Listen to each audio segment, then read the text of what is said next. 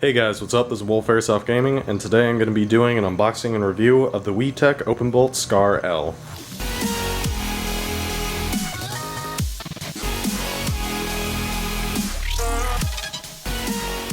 So a few things about this gun before I go into the unboxing. I picked it up for $350, which is what their MAP price is.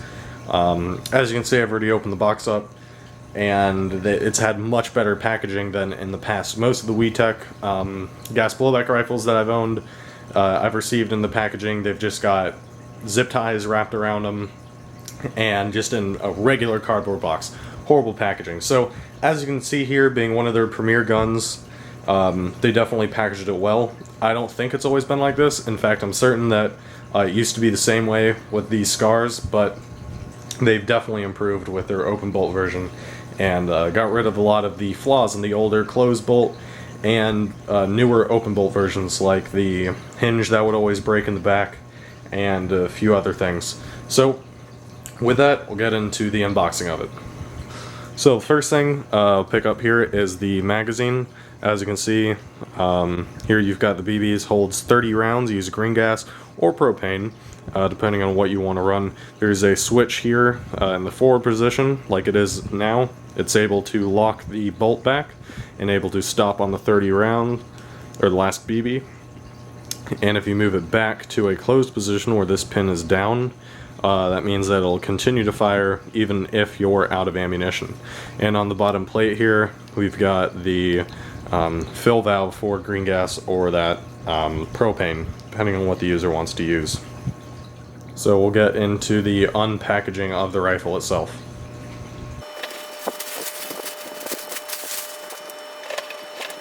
Okay, so I've unpackaged it, put it back in the box. A few things to note about this rifle is that it is the open bolt system. I'm not going to go over all the features, but I've freaking done reviews on Scars so many times. 6-position adjustable stock, 2-position adjustable cheek rest, pistol grip, ambidextrous, fire selector, magazine release, and charging handle. You've got your rail system, foldable buttstock. In this case, we don't have to worry about wires. We got the tool in the front, just like the VFC version, so you can field strip your gun with that. Orange flash hider does not include a metal flash hider, and the iron sights. Wonderful. Okay, so now that all that's over, I'll get into the quality of this item as well as the build materials. So starting off with the stock, this is an improvement to their closed bolt version. They've added a reinforced hinge plate here. This is still polymer, but it's much stronger and won't break on you. Here we've got the rear sight, and I've just added this for convenience use for sling mount. But you have 2 sling points here, one at the top right here, and of course one on each side here at the front. You can see that it's the open bolt system. Let me lock it back real quick. You'll look in the chamber, there's nothing there, and the hop-up adjustment is right there. There's a wheel in there that you turn, so you don't have to go inside and disassemble it like the some of the other gas blowbacks by WE, which is a nice feature to have. It gives a very satisfying forward lock, and the charging handle is able to switch on both sides. For me, I prefer the left side of the weapon better. Just as simple, and I'm ready to go. So I don't have to take my finger off the trigger and pull it this way. So for me, left side, because I'm right hand dominant, that's where it's at. It's also important note on this, they've actually got included one of their nicer orange flash hiders. This is a great material. It's still plastic, but it's really nice to have. In addition, go over the tool real quick. Pops it out. There you go. Really simple and handy tool. And this isn't going to just be lost or easily taken out, so you don't have to worry about losing it on the field. Some other things to note, trademarks. These do not have full licensed trademarks by Cybergun, so they do have MK16 Mod 0 and the true caliber, which is going to be 5.56 by 45 millimeters.